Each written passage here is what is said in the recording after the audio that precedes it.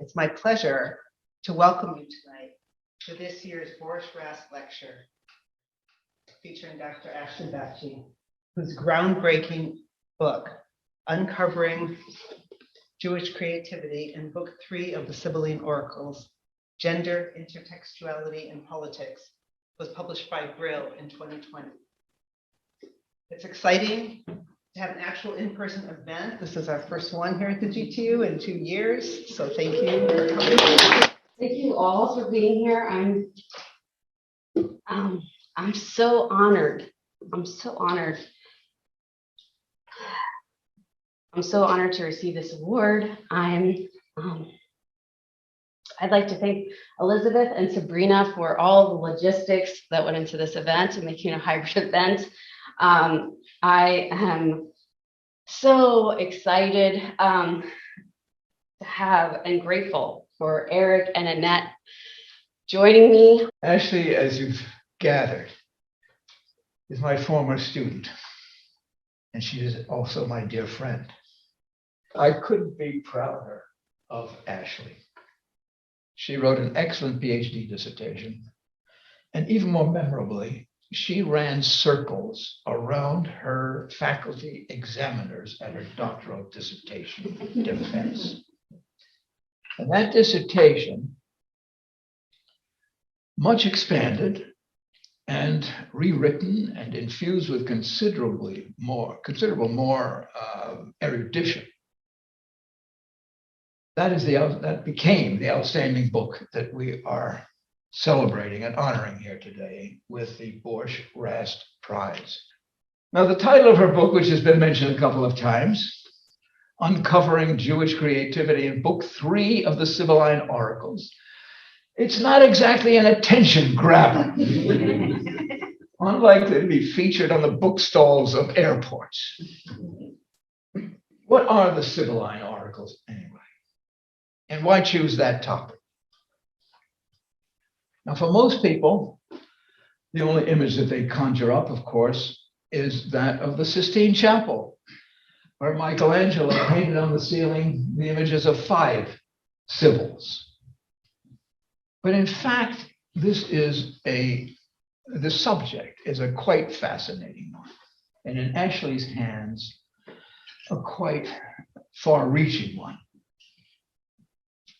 The Sibyl in origin was a Greek prophetess, renowned for her divinely inspired forecasts, often portrayed as a raving seer, expressing the forebodings of an apocalyptic future.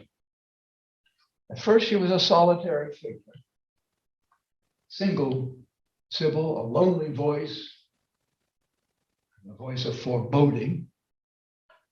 And in subsequent portrayals, the number of Sibyls multiplied in the tradition, in different locations, with individual shrines, like the Delphic Sibyl and the Cumaean Sibyl, serving local needs, but uttering prophecies with wide-ranging significance. Now, why choose this medium to deliver Jewish messages? It's a long-standing puzzle, and it's a principal objective of Ashley's impressive study to tackle that question. Her book focuses on the 3rd book of the Sibylline, which is largely a Jewish composition.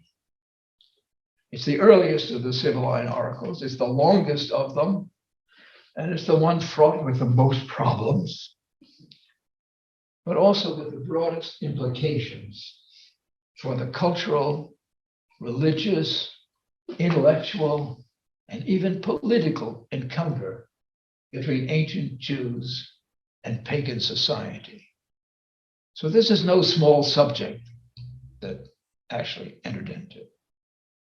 And Ashley provides a new angle, largely overlooked by previous scholarship, setting the subject on a very different level, with much more stimulating and much more productive analysis. Because Ashley asks a critical question that few had even bothered to address. Why did the Jewish authors of this text choose a female prophetess, and a Greek one at that, to deliver their visions of doom and destruction and salvation. The gender of the Sibyl, though it's obvious, of course, and taken for granted, largely without any comment, gender of the Sibyl here takes center stage in her book.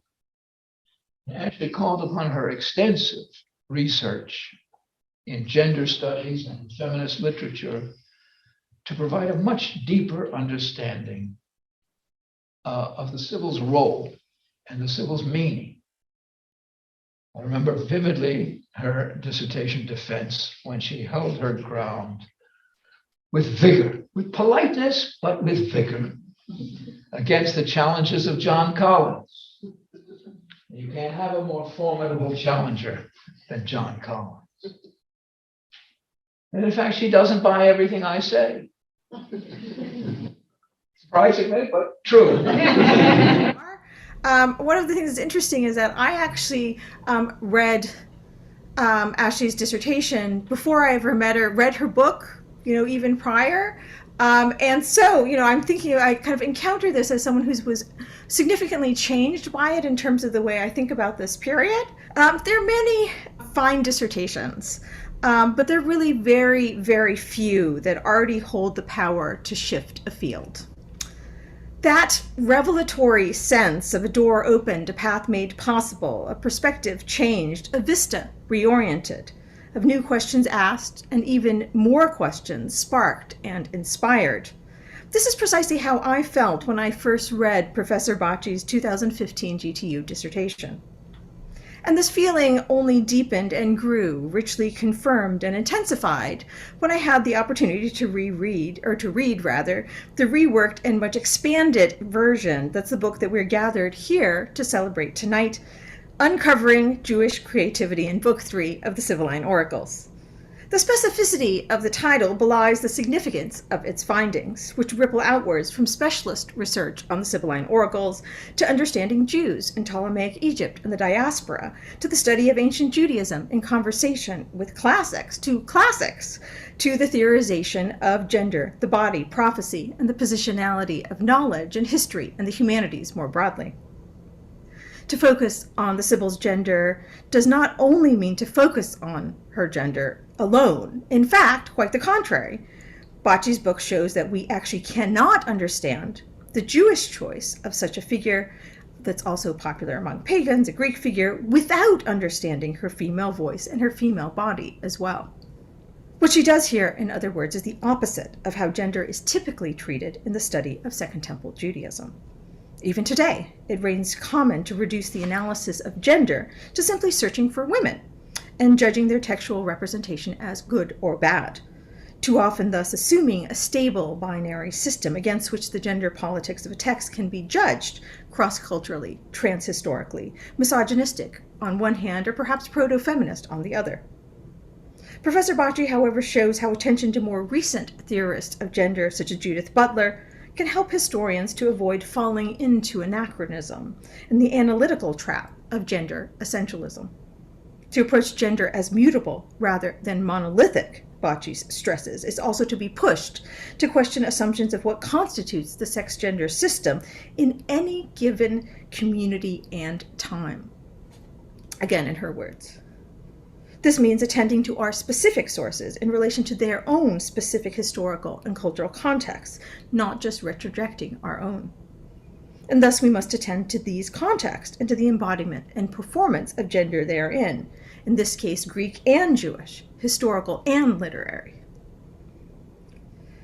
This is the approach from which Bacchi is able to recover the Sibyl of Book 3 of the Sibylline Oracles as, in her words, a female voice of prophecy that filled a gap in the male-dominated Jewish prophetic tradition, which was desirable within the larger context of women and power in the Hellenistic Mediterranean.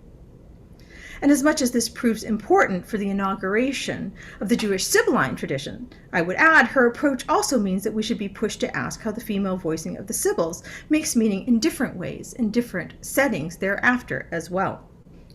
Bacchi's book, in other words, is, to my mind, not just a great book about ancient Jews, although it is that too. It's also a powerful example and model of how theoretical resources on gender, far from distracting us from understanding the past, can actually help us to be better historians, evading anachronism and flagging the cultural assumptions that we ourselves bring to our sources, helping in a conversation with the past that helps in part allowing us to think what might otherwise be unthinkable. In the process, moreover, she also points to the converse, how the conversation with ancient sources can sometimes also help to highlight our habitual assumptions, including about knowledge and the gendering of knowledge and the peripheries of positioning as well. Here as elsewhere, perhaps, there's power in the periphery, and that which seems to be peripheral is sometimes central. I'm really thinking there's this assumption that the past is simple, that it's that there's just this easy narrative, that women are shut away, hidden behind closed doors and never see the light of day, and just it just is horrible. And yeah, there's some of that. There's some of that today. That's not the whole story. It wasn't always taken for granted that having a female voice would be a detriment. It was like, no, there is times in the ancient world of being a female voice was seen as the most powerful voice that you could be bringing to the table to get into certain conversations. And I think that's why the Sibyl was chosen, because there was a desire for a female voice of prophecy that was seen as something that was lacking and needed to be addressed, and there was power in that. Thank you, Dr. Bacchi. Thank you for sharing your, I didn't know what to expect, but I didn't really expect an inspirational message. Like out to the barricade. And it's great, and I really appreciate that.